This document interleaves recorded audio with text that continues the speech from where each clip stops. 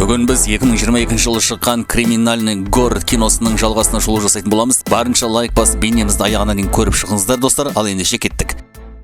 Вьетнам қаласы кино басында Чай Йонги деген жас бала бизнес бойынша келісім жасауға келеді. Бір кезде бір фургон келе жатады. Мына жас баланың қасындағы жігіт: "Қазір сен әлгі кәсіпкермен сөйлесесің" дейді. Ол көліктерді жалға береді дейді. Фургон тоқтайды, ішінен тағы да 2-3 жігіт түседі. Сосын Чой Йонги көліктің ішіне кіріп, Хан деген отырған жігітпен танысады. Қастарына тағы да бір жігіт келіп отырады. Чой болса өзінше секеңдеп ойнап көліктерді жалға бересің бе деп тұрғанда, қасындағы жігіт оны ұрып тастайды. Сосын Хан оған: "Мен жалға беретін адамға ұқсаймын ба?" деп бетін кесіп тастайды. Сосын Хан әрі қарай: "Бізбен бірге барасың" дейді. Кейін Корея елін көрсетеді. Ол жақта, дүкен жақта бір есалан жігіт адамдардың бәрін шошытып, заттарды лақтырып айғайлап жатады. Ма Сук До сол жерге келіп, дүкеннің артқы жағынан кіріп, әлгі тентекті ұрып тастайды. Оны алып кетеді. Содан кейін барлық қызметкерлер бөлімшеде жүрген кезде, бастықтары капитан Джеон келіп, "Жаңалық бар" дейді. Қысқасы, Вьетнам қаласында кореялық жігіт елшілікке барып, біздің түрмеге жібересін деп өтініш жасапты. Сол себепті Вьетнамға ұшу керек, қарау керек, қандай жігіт екенін, не керек екенін білу керек дейді. Оған Ма Сук Доны жібереді. Бірақ қасына бірге мен барам дейді. Ма Сук До болса: "Біз олардың тілін білмейміз ғой, ағылшынша да білмейміз" дейді. Капитан болса: "Мен білемін, уайымдама" дейді. Сөйтіп олар Вьетнамға қона салып, оларды қызметкерлер ұстап алады. Сондағысы бастығы ағылшынша дұрыс білмейді екен. Сол себепті күдікті деп ұстап алыпты. Қуанышқа орай сол жақтың елшілік қызметкері келіп, мыналарды өзімен бірге алып кетеді. Кешкі кафеде далада тамақтанып отыр еді. Ма Сук До маңайдан күдікті адамдарды көріп қалады. "Мыналар кореялық бандиттар сияқты" дейді. Капитан оған: "Қойшы, араласпашы. Біз басқа нәрсеге келдік қой" дейді. Жаңағы бандиттарды бұларды байқап қалып, "Мыналар полиция қызметкерлері сияқты" деп кетіп қалады. Артынан жарнамалық қызмет етіп жүрген бір жігіт келеді. Оны Ма Сук До таниды екен. "Сен қайдан жүрсің?" деп сұрайды. "Жұмыс керек деп осы жаққа келген екен." Ол жігіт болса: "Сендер байқаңдар, мына жақ Корея емес, бұл жерде бәрі қауіпті, бандиттар тіпті қару тасып жүреді" дейді. Сосын екінші күні мына екеуі елшілікке келеді. Жаңағы кореялық жігіт өзі беріле салған екен, өз еркімен Кореяға түрмеге барғым келеді депті. Оған Ма Сук До біртүрлі болады. "Бұл жерде бір гәп бар" дейді. Ма Сук До бастығы екеуі сұрақ ала бастайды. "Неге олай жасадың?" десе, әр жақтағы жігіт: "Мен тәубеме келдім" дейді. Ма Сук До оған сенбейді. Сол себепті капитаны камераны жауып тастайды да есікті қарап тұрады. Ма Сук До өзінің тәсілі бойынша сұрақ алуға кіріседі. Мынау болса: "Жарайды, айтамын" деп ойбайлайды. Сосын Ма Сук Доға қарап: "Ол Ли мені өлтірмек, менің әріптесім" дейді. Ақыры қинап әлгі жігіт "Осы бар білетінім" дегеннен кейін, мына екеуі сол Ли деген досына бармақ болады. Олар ол жігіттің мекенжайын жаңағы отырғаннан сұрап алып, сол жерге келеді. Үйіне кіріп қалса, сол Ли дегені де мерт болыпты. "Мәссаған" деп таңғалады. Артынан Ма Сук До жаңағы отырған жігітке барып: "Неге өтірік соқтың?" деп тағы да ұрмақ болады. Сонда әлгі жігіт бәрін мойындайды. "Солай да солай, мен бір жас жігітті Хан деген жігітпен кездестірдім" дейді. Әлгі алдындағы кездесуде олар жас жігіт үшін біраз ақша алған еді. Олар көлікте отырып бөліп алмақ болады. Сол кезде бір-бірімен дауласып отырғанда, әлгі жас жігіт қашып кеткен екен. Оның артынан Хан қуып кетеді де, қалғандары да бірге жүгіреді. Хан жолда сүрініп құлап қалады. Әлгі жігіттер бірінші жетіп алып, жас жігітті қуып ұстап алады. Сонда жас жігіт: "Мені өлтірмеңдерші, менде алтын бар, сейфте жатыр" деп бәрін мойындай бастайды. Сонда Хан жетіп келіп, жас жігітті ұрып тастайды. Топтағы бір жігіт: "Сенің есің дұрыс па? Неге оны өлтірдің?" деп айғайлап жатқанда, Хан оны да өлтіріп тастайды. Сосын жас жігіт пен қасындағы әріптесінің денесін бір сарайшық жаққа апарып жерге көміп тастапты. Жаңағы жігіт болған жағдайды айтып болып: "Сол себепті мен кеткім келеді, ол мені де өлтіреді" дейді. Ма Сук До оған: "Жаңағы денелер көмілген мекенжайды жаз" дейді. Солай Ма Сук До сол жаққа барады. Капитан мен елшілік жігіті де осында екен. Есік жабық еді. Ма Сук До болса есікті бір теуіп, сол жаққа кіріп жерді қаза бастайды. Солай ақыры денелерін тауып алады. Ол жерге Вьетнам полиция қызметкерлері де келіпті. Олар мыналарға ашулануда: "Неге араласасыңдар, кетіңдер" дейді. Оларды елшіліктегі қызметкер сабырлыққа шақырады. Басқа жақта бір топ жігіттер әлгі Ханның үйіне келеді. Олар мерт болған жас жігіттің әкесінің жалдамалы адамдары еді. Жас жігіттің әкесі кәсіпкер бай адам. Ал Ма Сук До болса бір топ кореялық бандалардың арасына барып, Раку деген адамды іздейді. Айтпақшы, Раку деген жігітті осы Ханды іздеп жүр екен. Мына жігіттер өзінше Ма Сук Доға қарсы шығып жатады. Ма Сук До бұлардың бәрін шашып тастайды.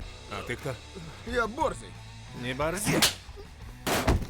Сосын Ракуға барады. Раку болса кешірім сұрай бастайды. Сол жерде бағанағы Ханның ақшасын тауып алған жас жігітті жүр екен. Сол жігіт Ханның мекенжайын Ма Сук Доға айтады. Әлгі жалдамалы адамдар Ханға берген ақшаны тауып алады. Соны алып кетпек болады. Bir кезде ол жерге Хан қасындағы досымен келеді. Бірақ Хан бірден біреудің бар екенін сезіп қояды. Ол дайындалу түрде үйіне кіреді. Ішіндегі жаңағы жігіттер аңдып тығылып тұр. Bir кезде Хан бір бөлмеге кіріп кетеді. Оның артынан мына топтың біреуі кіріп еді. Хан оны бытшын шығарады. Сосын Хан мен оның досы екеуі мына топпен төбелеседі. Екеуі ғана болса да бұлардың бәрін бітшін шығарады. Бірақ ақшаны жаңағы кәсіпкерге жіберіп қойыпты. Ол шал Кореяда еді. Оған хан қоңырау шалып, ақшаны алып келіпсіз. Дайындалыңыз, мен Кореяға келемін дейді. Сосын осы жерге Масукто мен капитан келеді. Екеуі қаншама денелерді қарап жатқанда кенеттен капитанға хан атылады. Масукто әлгі екеуімен кезек-кезек төбелесе кетеді. Нәтижесінде Масукто қасындағы жігітті ұстап алады, ал хан қашып кетеді. Капитан жаралы емханада жатыр. Оларды Вьетнам полиция қызметкерлері күзетіп тұр. Ешқайда кетпесін дегендей. Елшілік қызметіндегі жігіт келеді. Сонда Масукто оған әлгі ұсталып қалған қылмыскердің кім екенін айтады. Мынау шошып, сосын сыртта тұрған полиция қызметкерлерін басқа жаққа шақырып алады да, осы уақытта Масукто білдіртпей, басқа палатада жатқан ханның досына барып бәрін сұрап біліп алады. Капитан палатадан шығып еді, ол жерге полиция бастығы келіп ұрса бастайды. Мен сендерге кетіңдер, араласпаңдар дедім ғой дейді. Капитан болса қарсыласып жатқанда Масукто оған жақсы, біз кетеміз дейді. Сосын капитанға ақырын жақындап хан Кореяда екен дейді. Содан олар елшілікте отырған жігітті алып ақыры Кореяға ұшады. Келісімен Масукто бұрынғы Ису бандасының бастығына барады. Одан көмек сұрайды. Ал бөлімшедегі адамдар бейне жазылымдарды қарап отырып, шынымен де ханның осында жүргенін біліп алады. Содан кейін әлгі жас баланың жерлеу рәсімі болады. Барлығы соған келеді. Сонда жігіттің өгей анасы мыналарға рахмет айтады. Ким Йон Суг есімі. Артынан осы әйелдің күйеуі, яғни кәсіпкер лифтке кіріп бара жатқанда онымен бірге еріп ханда кіреді. Мен түсіп барамын деп сырттағы адамдарына ескертеді. Көлік тұрағы жағында ханның екі адамы тұр екен. Хан лифтте бұрылып өзін мойындап әлгі шалдың күзетшісімен төбелесіп кетеді. Күзетшісі мықты екен, бірақ хан оны пышақтап тастайды. Сосын ол мына шалды алып кетеді. Сыртта жаңа достары күтіп тұр екен. Олар да осы кезде шалдың адамдарын қырып тастапты. Камераны байқап отырған бір жас жігіт шалды көлікке салып жатқанын байқап қалады. Бірден хабар беріп жүгіреді, бірақ үлгермей қалады. Шалды қинап жатқан бейнесін хан әйеліне жіберіпті. Соны бүкіл қызметкерлер көріп отырады. Әйел болса, мен бәріне дайынмын, тек қана мына оңбағанды ұстап алыңыздаршы дейді. Бір кезде хан қоңырау шалады, бәрі тыңдап отыр. Қысқасы $2 миллион сұрайды. Әйел болса, мен тек қана қолма-қол бере аламын. Сен күйеуімді тірі қалпында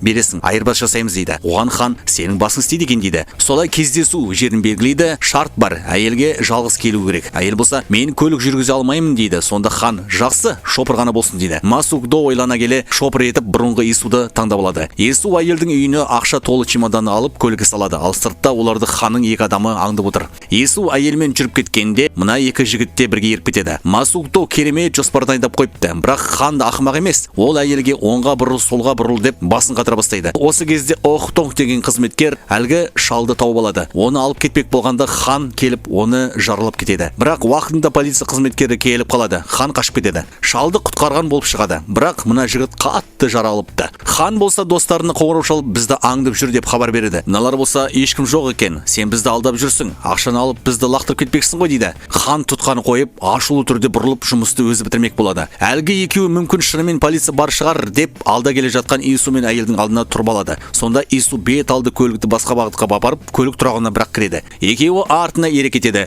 Көлік тұрағында әйел болса, чемоданды қалдыра сал, кеттік дейді. Бірақ Ису чемоданды бергісі келмейді. Ол чемоданмен қоштасып келмей көлікте отырып ары қарай жүре кетеді. Көлікке екі жігіттің біреуі үстіне секіріп алады, екіншісі әйелді қуып кетеді. Ису қатты жүріп тоқтап қалады. Мына жігіт ұшып кетеді. Ал Ису әрі қарай чемодан толы ақшамен өзі кетіп қалады. Жаңағы жігітпен жас екі қызметкер төбелесіп, ақыры оны ұстап алады. Ал әлгі әйелді екінші жігіт жұртты шошытып қуып жүр. Бәрі айғайлағанда маңайда жүрген Масукто естіп қалып, сол жаққа аттанады. Мына жігіт әйелді ұстап алып, енді оны ұрайын деп жатқанда Масукто келіп, мына жігітті ұрып сатыдан лақтырып жібереді. Ису мәз болып кетіп бара жатыр еді, артынан қатты ұшып келіп, хан көлігінің бір соғады. Ису көлігінен шығып, чемоданын құшақтап, басқа таксиге отырып қашып кетеді. Ашуланған хан маңайдағы қызметкерлерді жаралап тастайды. Ису түнге қарай су жағасында тығылып отырып, қайық беретін адамға қоңырау шалып, кеме сұрайды. Бір кезде сол кеме берушіге хан келіп қалыпты. Ису күтіп тұрған жерге кеме беретін жігіттің адамы келіп, кеттік деп еді, сол жерге хан келіп қалады. Әлгі Ису, не керек боқмұрын деп еді, хан қылышын алып шығады. Ису қашып кетеді. Хан болса чемодан толы ақшаны алып, билет алып, енді әуежайға аттанбақ болып автобусқа отырады. Сонда сол жерге Масукто келіп қалады. Екеуі быт-шыт болып төбелеседі. Ақыры Масукто ханды ұйықтатып тастайды. Осылайша кино аяқталады десек болады.